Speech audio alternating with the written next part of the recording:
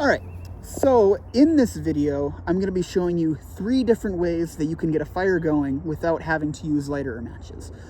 So for pretty much the past however many thousands of years before lighters and matches were invented, there were 2 ways you could get a fire going. The first one was with friction, and the other one is with percussion.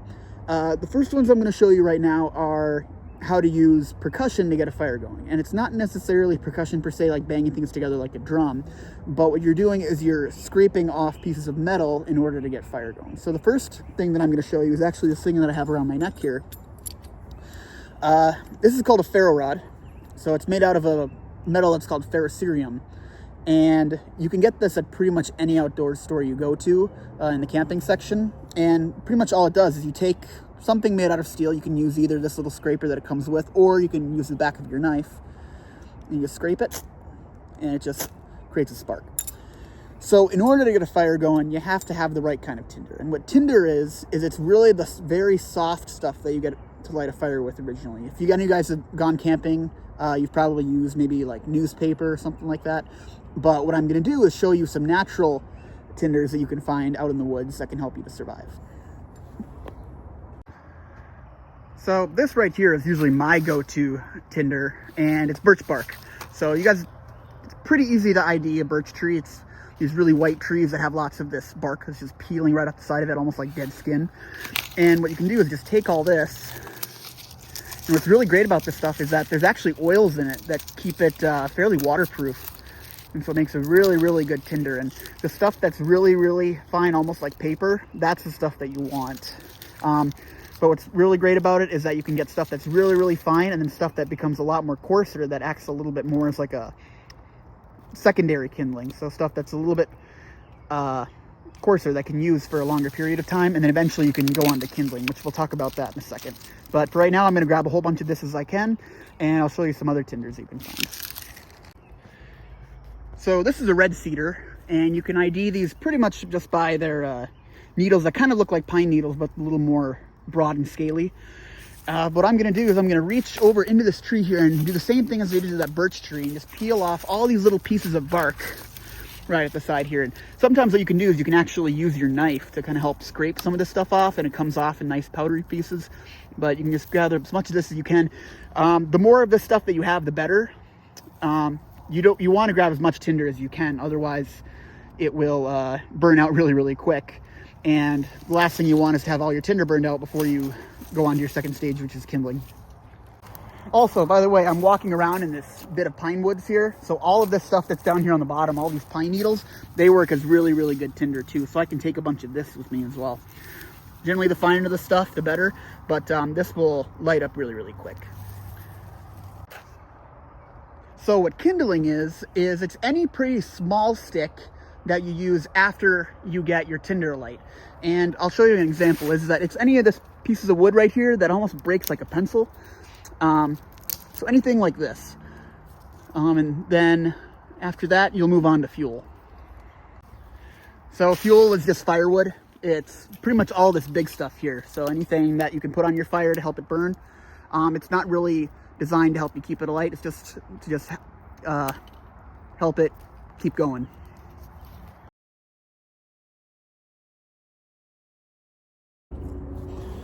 All right, so now that we've collected all of our tinder, our kindling, and our fuel, we can finally light our fire. So actually I am cheating a little bit here because I do have a little bit of cattail seed pods and also some cotton that I picked out to just kind of help it going. What I really like about using ferro rods that I probably didn't mention before is that even if these things are soaking wet, they still spark. If you were to drop your matches on the ground or your lighters, if it runs out of fluid or you run out of matches, you don't really have any other way to get fire going. But if you were to drop this into a lake, keep it in there for 1 year and pick it back up, it would still spark the same way that it does before. So what I'm going to do is I'm just going to take these little cotton pads and I'm going to break them up into little pieces and get as much of this really, really fluffy stuff exposed as I can. And then once I have that, I can use the ferro rod to light it.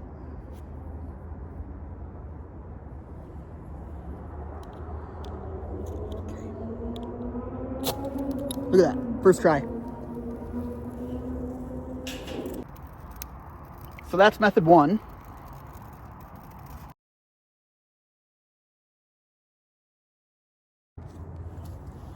So again, that is probably why I think that ferro rods are so useful, is that they can get you a fire really quick. As long as you've got the right kind of tinder, you can almost guarantee a fire.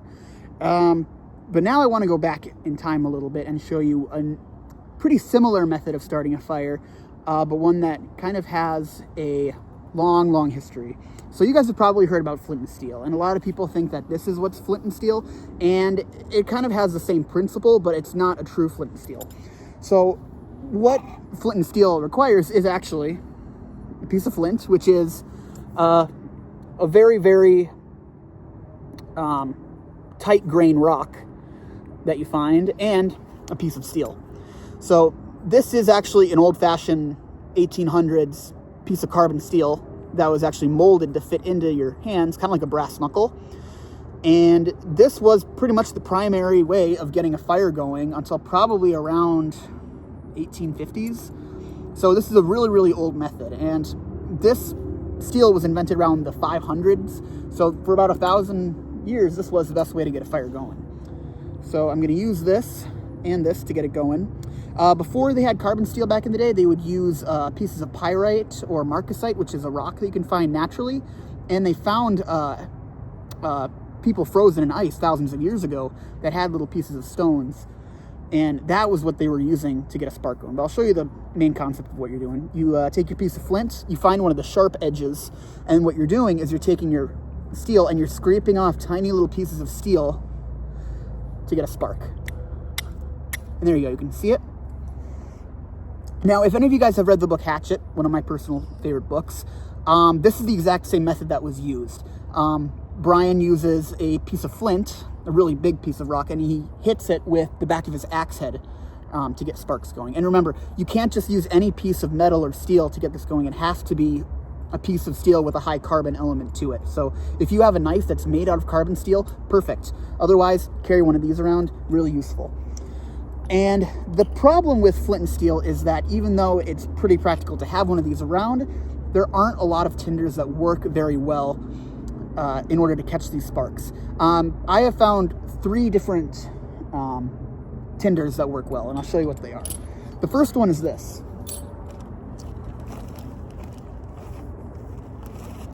So what I have in my hand here is called chaga, and it is a fungus that grows on top of birch trees. And it kind of looks like a burnt marshmallow that's on the side of the tree here. I picked this last week. If you look really closely at this tiny little orange that's on here, that is called amadou. And amadou is kind of like a velvety substance that's inside the fungus. And what I want is to have those sparks land in that amadou. But in order to have that happen, I actually have to break this chaga into tiny little pieces in order to get a spark going. So it's kind of like breaking this down into a powder. So my second choice of tinder for flint and steel is actually what I can find right here on this birch tree. This is a different kind of fungus. It's called horseshoe fungus, but actually its other name is called tinder fungus because it's been used in order to catch tinder for thousands of years. I'm gonna break it off here and see if I can show it to you. All right. So on the inside, what you're looking for again is that orange stuff. So right here on the top, that velvety stuff, that's what you want to catch the spark with. So what I'm gonna do is take some of this fungus and get as much of this orange amadou as I can out of it and create a really fine area in order to catch that spark. Again, I'm gonna break this open real quick here so you can actually see. This is a better piece of birch fungus that I found that works a lot better. If you split it, look on the top there, all that orange stuff on top, that's what you want.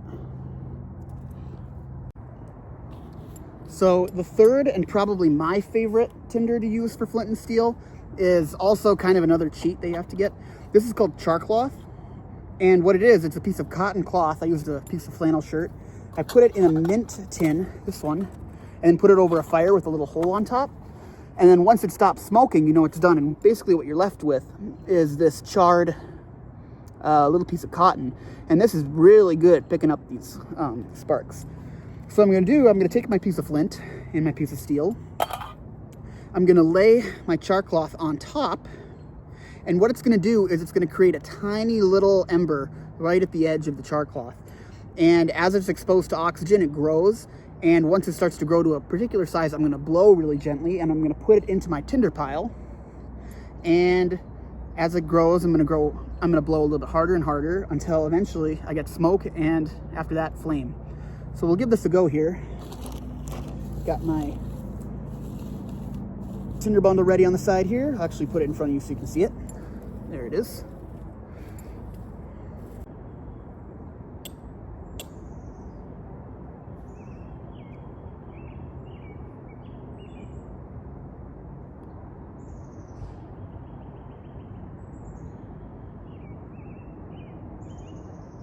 See that tiny little bit of those embers there?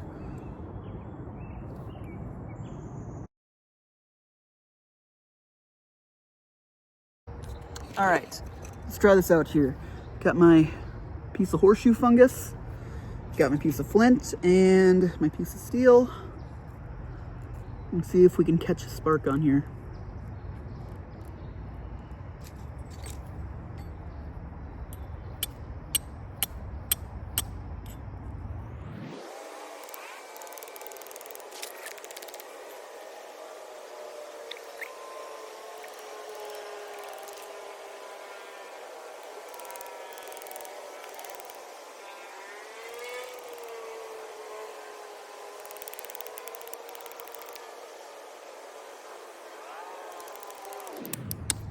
Oop.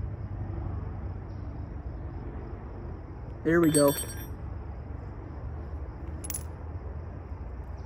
it's just starting to smolder there.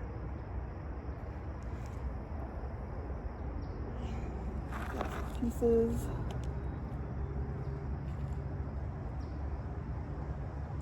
Row.